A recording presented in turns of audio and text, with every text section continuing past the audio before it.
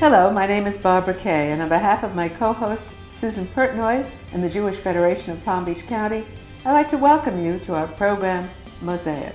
Our focus today is that there is no excuse for abuse. We'll be back with our special guests and our program after this brief message.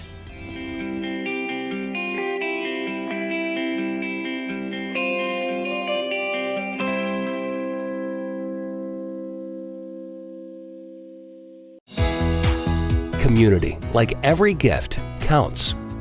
Together, we can ensure a vibrant Jewish future. Federation and you, changing the world together.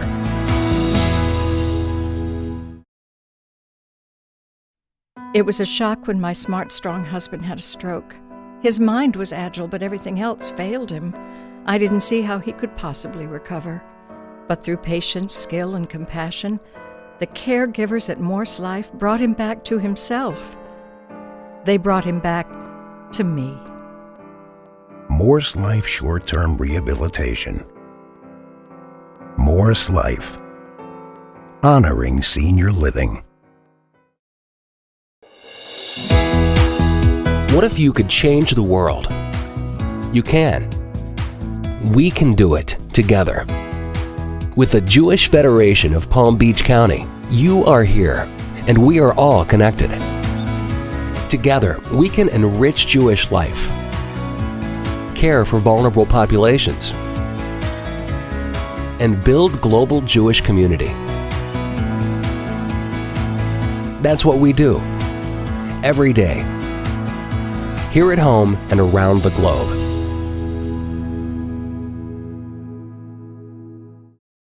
Welcome back, and welcome Jenny Frumer, Executive Director of Alpert Jewish Family and Children's Services. We're here today for No Excuse for Abuse Luncheon, but before we discuss that, I'd like to talk about the mission of the agency. Can you discuss that with us?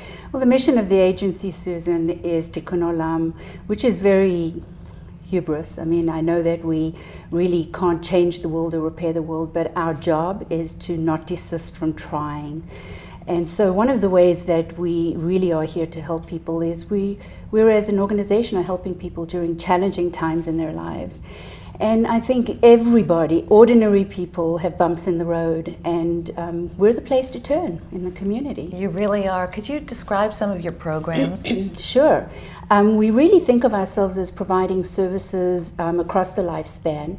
And what we've done, I've been at the agency going on 29 years, and so what we've done is try and find ways to provide services along a continuum of care, so that at any point in someone's life we may have a service that can help them, and we're also helping multiple families with services. In other words, we may have someone at the day school whose child needs to see our psychiatrist, and then we may have a parent who's struggling and coping with the kind of vicissitudes of life and may need to come in for counseling.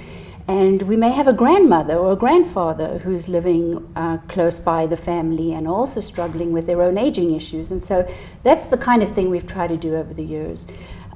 We have some very kinds of specific programs. We have a Mentoring for Kids program where we match an adult with a little, or same gender. We also are working a lot with older adults and specifically Holocaust survivors. And so it really is the full spectrum of life. It really is. Now, Florida ranks, I don't know, close to 50th in the nation for social services, which is really pathetic. How does that impact your agency? Well, it really does impact not just our agency, but it impacts the entire community, because what that means is that in some ways the buck stops with us as the Jewish community. There are almost no public services to speak of in the community. Unlike some of the northern communities or out west, if someone really has no resources and has no advocate, they may be on a wait list of 44,000 if they're an older adult. If they're a person with disabilities, they may be on a wait list for the public system, and they're 25,000 ahead of them. I mean, that may be a little bit of an exaggeration, but not much. You know, when people come to you, obviously, you've mentioned it, they're in a vulnerable state. So it's something that they don't really want to talk about. Mm-hmm. What type of outreach programs do you have to make people aware of your services? Yeah. Well, I think you really are correct that we live in a society that is kind of me, myself, and I, and we really value people being very independent. And so when someone does hit a road, a bump in the road, it is difficult for them to ask for help. First of all, we have a fully staffed information and referral department where people who are calling for the first time or calling as their needs change are able to really assist them in helping them figure out kind of what services they may need, and also what next step to take, which is an important part of just giving someone information, but then also helping them with the next step. And then we have outreach. We're constantly in the community. We collaborate closely with our sister agencies, trying to be out there, trying to kind of not just tell the story of how we can help, but also really be able to then be the face of the organization so that people who might be in the audience can come up quietly and say, wow, you really touched a nerve. I didn't know you did that. I think you can help. Then we also have our AmeriCorps program. This year we have 70, which is the largest number we've ever had, and we're one of 13 sites across the country funded by the federal government. Explain what that is. AmeriCorps is our Enhanced Companion Program.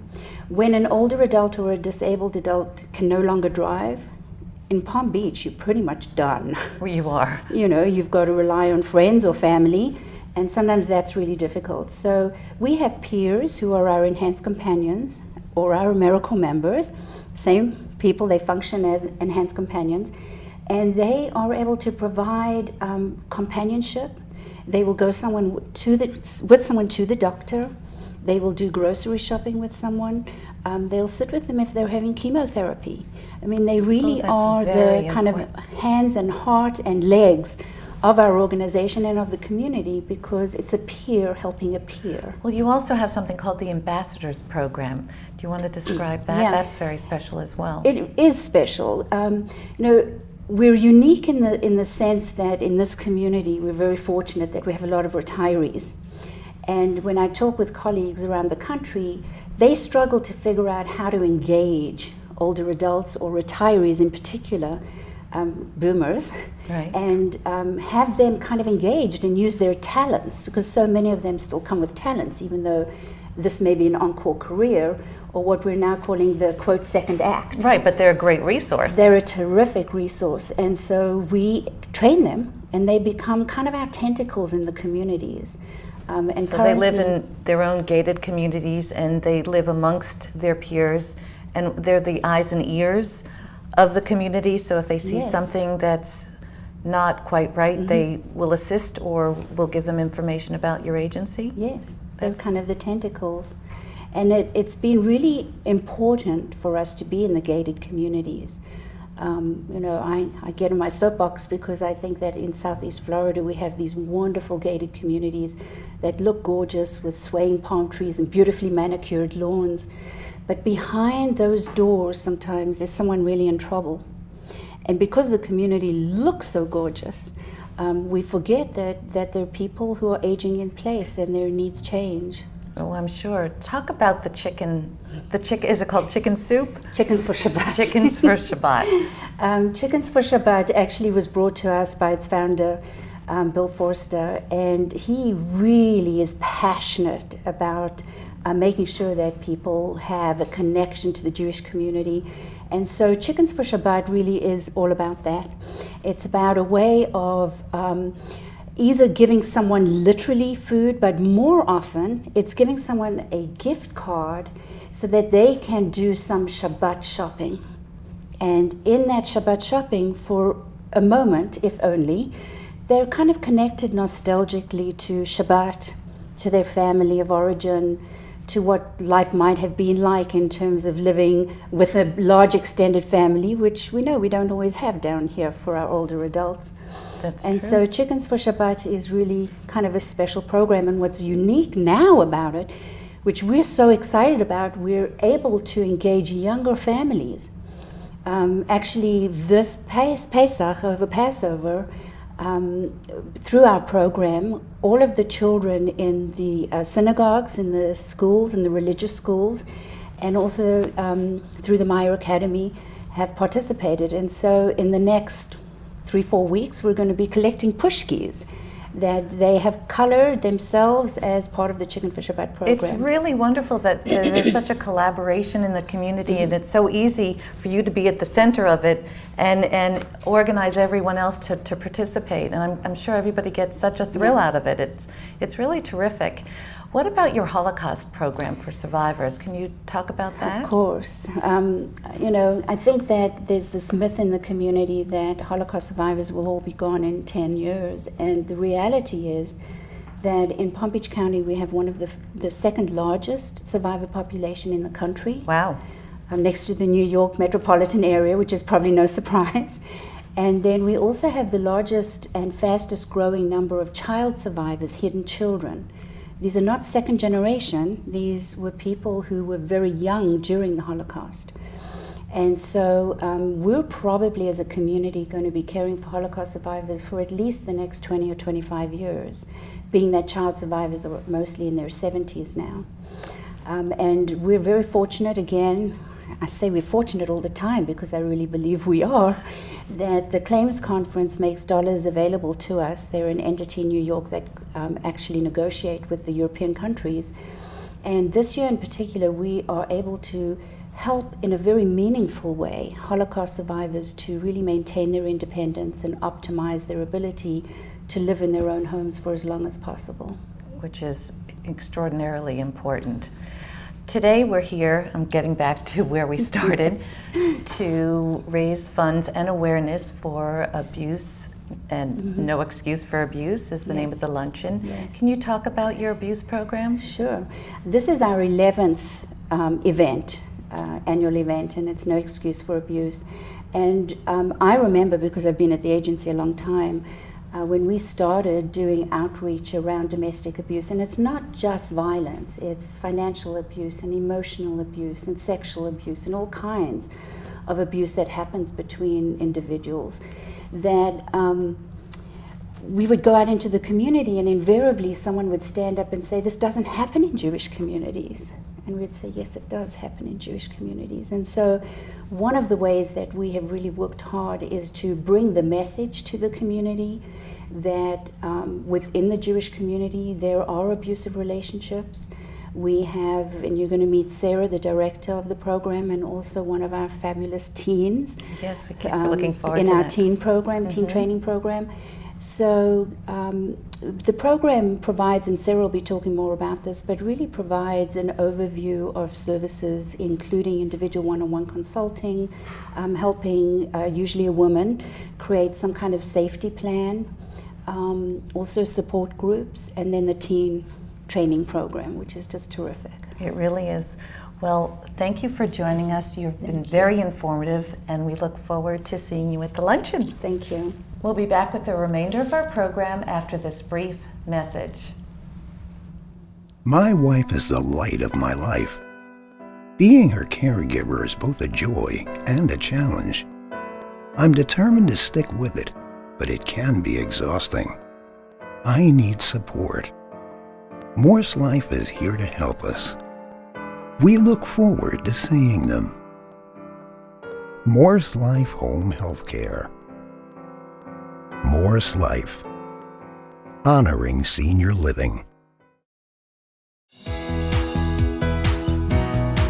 Thousands of community members come together through programs and services provided by Federation and our local partner agencies to create a vibrant and vital community in Palm Beach County. Together, we can ensure a vibrant Jewish future. Federation and you, changing the world together.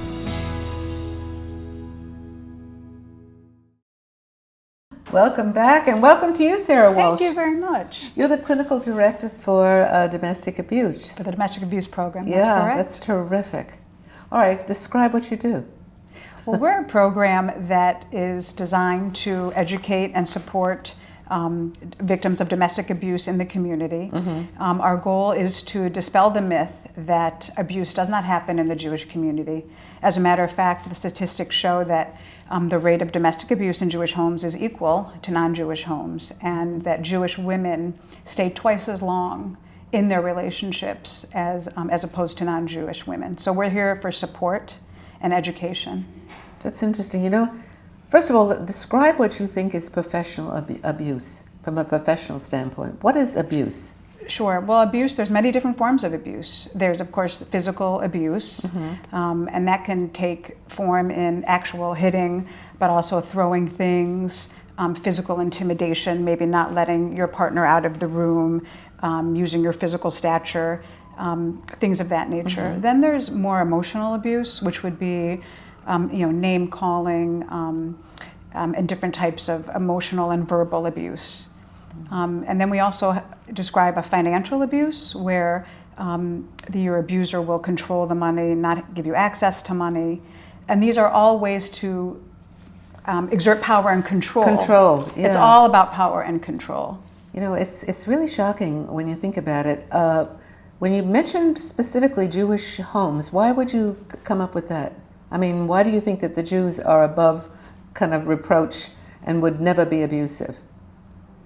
Well, I think there's certain stereotypes going back traditionally. I mean, my mother said to me when I was a little girl, Jewish men don't beat their wives. Maybe you've heard. So this was this a given. Is historically, yeah. And I think quite frankly, there's so much shame involved.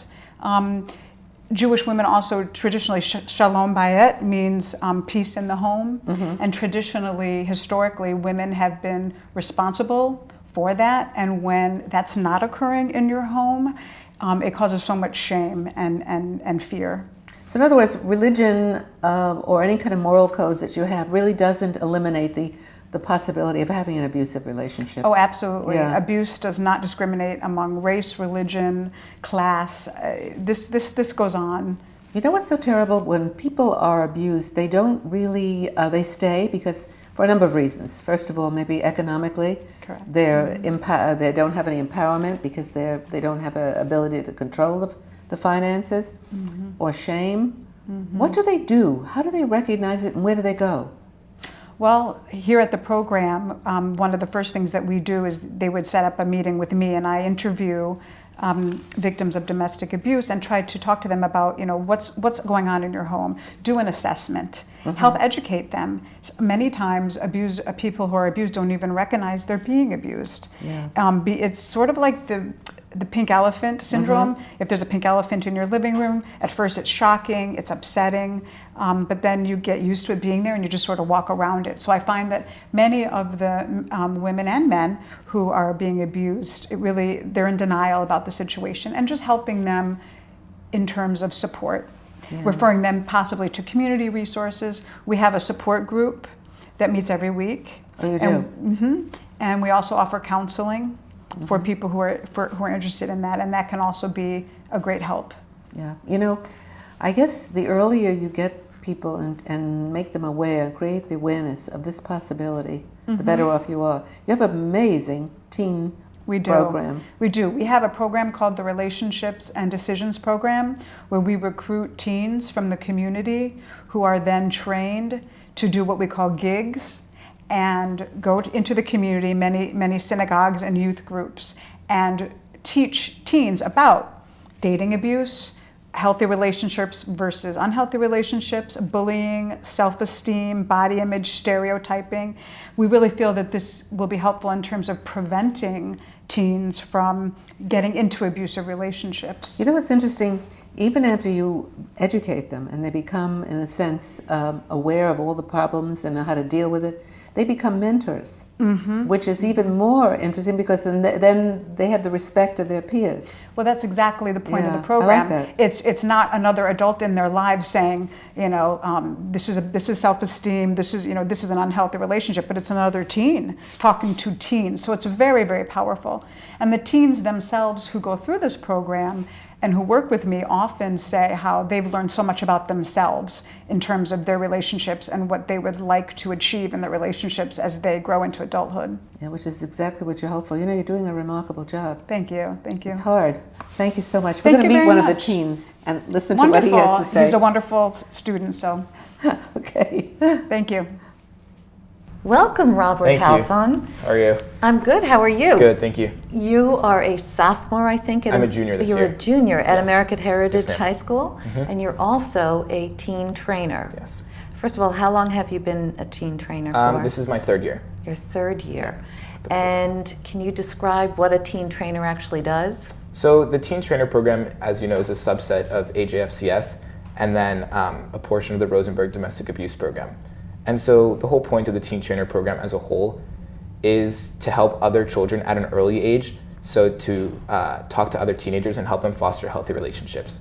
And so the way we do that is we go out into the community, hold lectures, and have other discussions with like our fellow teenagers, because it's a teen run program, and teach them about self-esteem, how to be confident in themselves, how to interact with other people around them, the signs of an abusive relationship, and how they can avoid all these things in the future. So. Now, how were you trained? What type of program did you have to go through? When you start the program, so my freshman year, they have like a 4-hour seminar that you go to at the organization at AJFCS, and like it was Miss Monina, who's now Miss Walsh. They train you, they teach you everything you need to know, how to interact with the students. They actually have like a really good pamphlet, and there's pages in it, obviously, and like it tells you information about the program, what you should tell others, that sort of stuff. So you go through like a really extensive training program so that you're well prepared. And then after that program, correct me if I'm wrong, you go on things called a gig? Yeah. And tell me what a gig is. Yeah, it's exactly what it is. And so what a gig is we try to book these so-called gigs at different organizations, so whether they be temples, schools, and a gig is like basically almost like it would be for a band or anything. You go and you tell people about the program, and you tell them about like the healthy relationships and everything. And so, like for instance, a typical gig will be 20, 25 students and 1 or 2 trainers. And so we go, we discuss, we'll typically show them relevant videos, information, and teach them everything in the pamphlet, teach them everything that they need to know to go out and then teach others. So the whole point, I think, of the program, which is what makes it special, is this whole like chain reaction. So think about if we target 25 kids at a gig. So now these 25 kids know what it's like to be in an abusive relationship. They know the signs, they know how to stop it. And then they in their schools can act as the sort of trainers that we were to them. So let's say they see one of their friends and they're in an abusive relationship, they can teach all the stuff that we taught to them and keep spreading that information to other people. So well, it multiplies exponentially. Yeah, exactly. It's terrific. That's what we want. In that regard. Tell me, what has this program done for you personally? This program's been incredible, I think. A lot of people often overlook the importance of community service, and I personally think it's extremely important, as do many other people. And I think that this, it differs with other programs that I'm involved in the sense that you're directly involved with the people you're helping. And I think that's really important thing. It's helped me to be a better speaker, helped me to be a better member of society, a better member of my community, and just to know that like you're helping other people to not be in abusive relationships, that's something really powerful, I think. And so it's definitely a great opportunity. I'm really happy to be involved in it. Well, that's terrific. The community's very fortunate to have you. And us, them. Thank you for joining us. Thank you for having me. Thank you so much. Susan Feldman, successful tax attorney and also the guest speaker for today's event. Thank you. Pleasure to have you here. Thank you, thank you. You're going to talk about your life as being a person who was abused. Would you care to share a little bit of that with our viewers? Absolutely. I was living the American dream. I was a Jewish female successful tax attorney, married to a Jewish male doctor, every Jewish mother's dream. And I thought of my husband as a gift from my father, who had passed away suddenly. Mm-hmm. And my father, as a Holocaust survivor, the week before he had passed away, he said to one of our neighbors, he said, you know, I've lived to see my kids graduate from college. I'll never live to hold a grandchild. And 6 months later, I met my husband. I was wined and dined. We took the QE2 to England. We took the Concorde home. We took the British Concorde. We took the French Concorde. I had a timeshare in the south of France. We would go to Antibes. We'd go roaming around the French Riviera. He had me stop working so that I could raise the kids, and my income was negligible compared to his. And slowly but surely, the emotional abuse, I was living on a thread on a budget that he put me on, and if I didn't make it through the end of the week, I was oftentimes asking my mother for help for dollars. I then was called names. I repeatedly was put down. I was stupid, I was fat, I was ugly, I'd never meet another person, I haven't asked the size of Manhattan. Totally demeaning. But the physical abuse started early on in our marriage, but you're filled with so much shame and humiliation. And the hope is that this individual will change so that you don't share it with anyone. And that's the way our community responds. And so it's silent. It's what goes on behind closed doors. And when I opened the door, it was only when it occurred in front of my kids and in front of my mother. And he had beat me in front of them when we were at our summer home. Really? Oh my God. And I went barefoot and bleeding to the hospital, and left my kids and my mom. And it then became a part of the Michigan police force. They were the ones that went in and arrested him and took him to a cell where he was locked up and overnight. And while he was there, he was charged with gross indecency between males in a public place. I don't know what happened, which is a felony in the state of Michigan. And for that, he lost his medical license, and he was never tried on the abuse. But during the course of that time, I had to make plans and figure out how I could leave the community with my kids. Ironically, I was the one who took him. I went and picked him up and brought him out of the prison because I didn't have a plan in place, and it took about 3 or 4 months of beatings and rape. And when he would finish raping me, he'd pour quarts of ice cold water down me just to let me know that he was in charge. And finally, I had to leave the community in fear of our lives. And with papers, we traveled cross country and lived in hiding for a year. Oh my Lord. I have to tell you, Susan, that is extraordinary. How you've recovered and made such a wonderful life for yourself is a miracle. And I know you're going to share that with our viewers downstairs. Yes, I am. Oh my God. I just wish you, I can't even tell you, the best of luck. Thank you. It's been a pleasure. This is quite an agency. They really serve the community in so many special ways. Well, but I tell you something, we really learned that there really is no excuse for abuse. Thank you for being with us. Be with us again next week when we have another look into the Jewish world. Goodbye from MOSAIC.